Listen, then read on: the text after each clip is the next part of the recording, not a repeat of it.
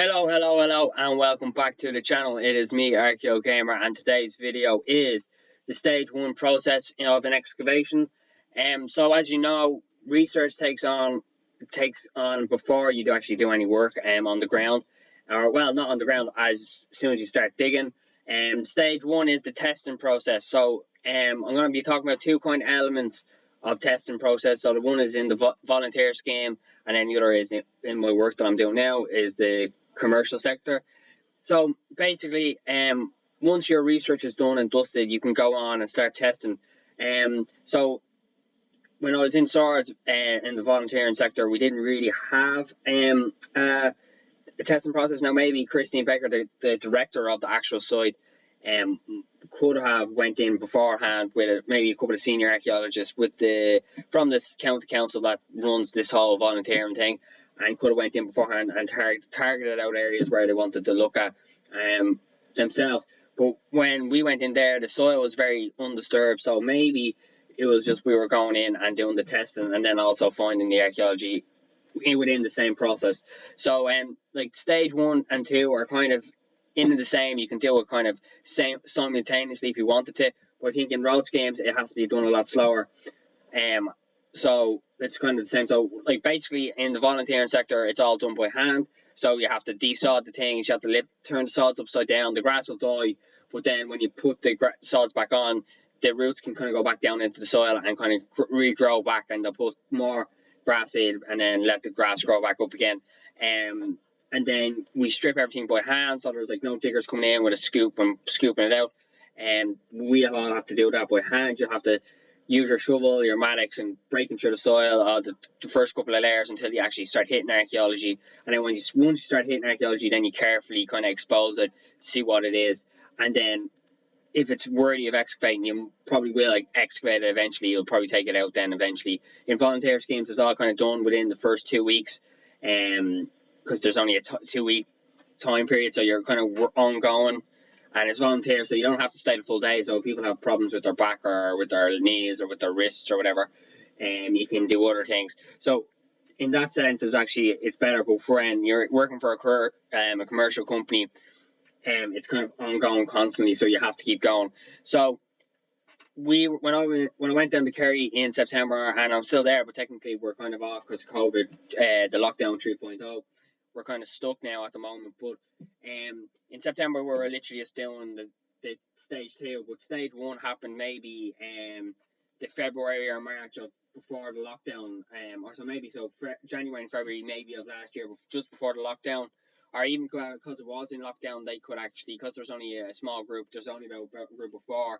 You have the head archaeologist that's running that has the licenses there, and then he picks a couple of people, possibly a couple of site supervisors or directors that are going to be taken on. I don't think our director was on it, but there was two others that were on it, and then a couple of site assistants. So maybe four, like two of the directors and two site assistants, and then the main guy themselves.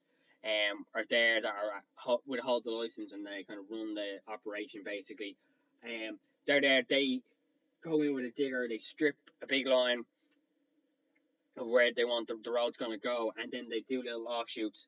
Now I have pictures. Now I have a picture of stripping back. So once I share the screen, I'm going to show you straight away what I have. So I'm going to just share it now so you can see where we are. So this is in this corner here, you can see the digger taking up he's stripping this big massive trench here. There's another trench there with the spoil right beside it, and then he's most likely started in this corner, taking out this, then moving up again, taking out this one. There's a couple of things there.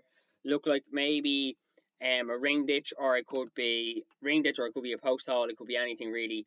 And the other one looks like very barren, but that trench extends over outside the picture, so we don't know what could be on the opposite side.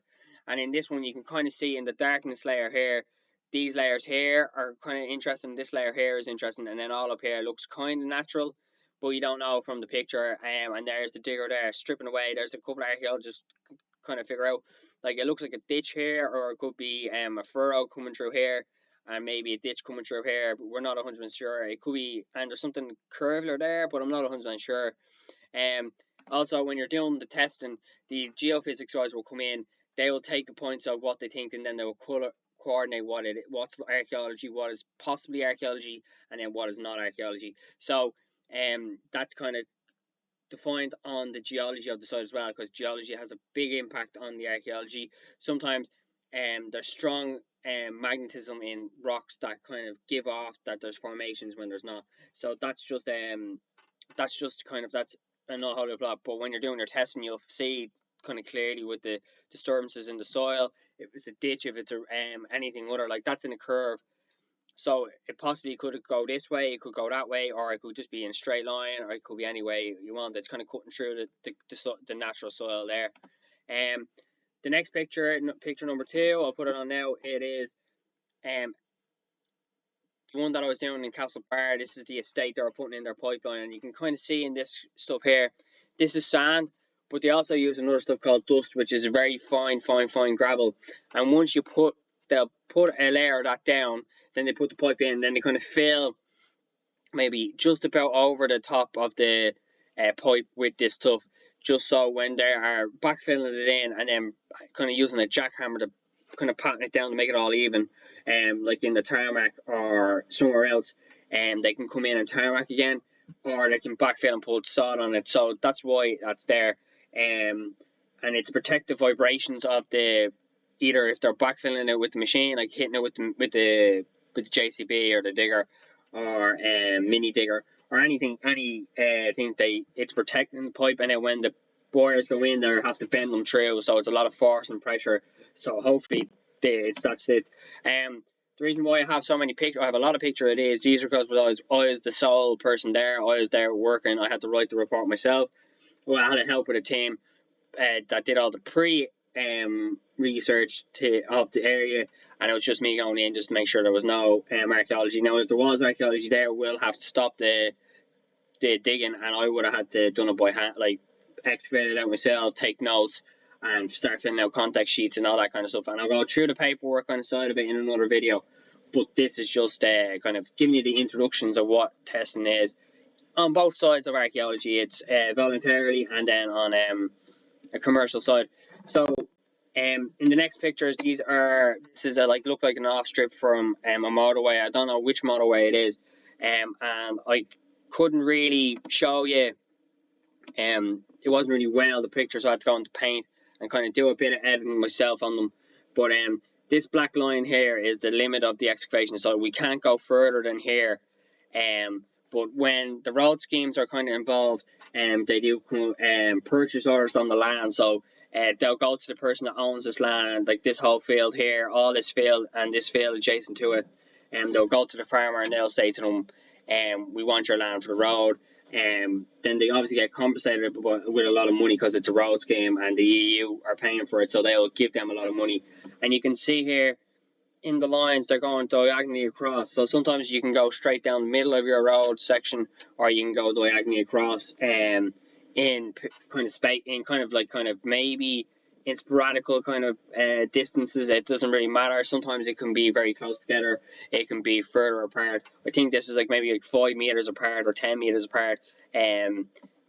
On the actual ground now. This is just from the photo, and you can see here. This is where probably an off maybe a hard shoulder or another offshoot further road. You can kind of see on this side there's a two-way kind of traffic or two-way side of the road, so they'll have to extend this out, and they kind of bought this land and done the testing across this just to make sure that there are, to resolve the archaeology that's there or that is not there. If there's nothing there, that's great. They can go on and take out. They're going to stage 2 and stage 3 pretty quickly. If there's stuff there, then they have to go back to the company. The company have to look into it further and kind of see what might be there.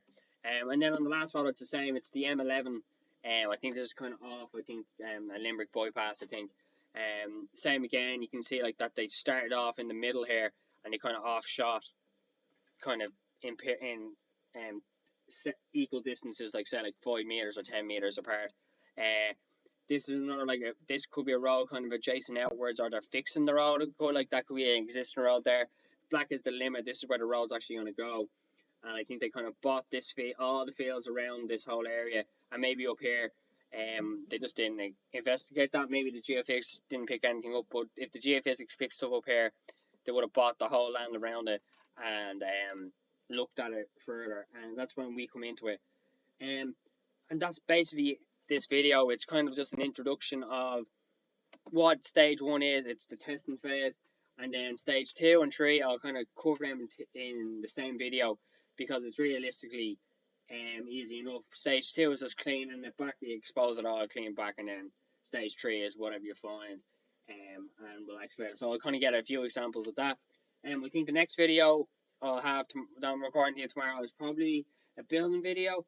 I think I mentioned that already. I'm not going to give away too much details if I can get it done. If not, I have a couple of other ideas. I might get gameplay going again now. I'm at home in Dublin, so I have nothing else to do. So I might try and get gaming going again, trying to figure out the logistics of that. And probably figure out where I want to start. Maybe I'll start with the Nintendo or the PlayStation 3, go through all games that I have. And then that's basically it. So I hope you like this video. Hit me up on if you have any queries on anything really, archaeology or games or anything really, or if you just want to talk during this lockdown. I know people, mental health is a lot, if it's very important. So if you want to just get in contact, hit me up on ArchaeoGamer2020 on Instagram or ArchaeoGamer201. The links will be in the description, and please do not hesitate to contact me at any time. And please hit the like button and subscribe. Peace.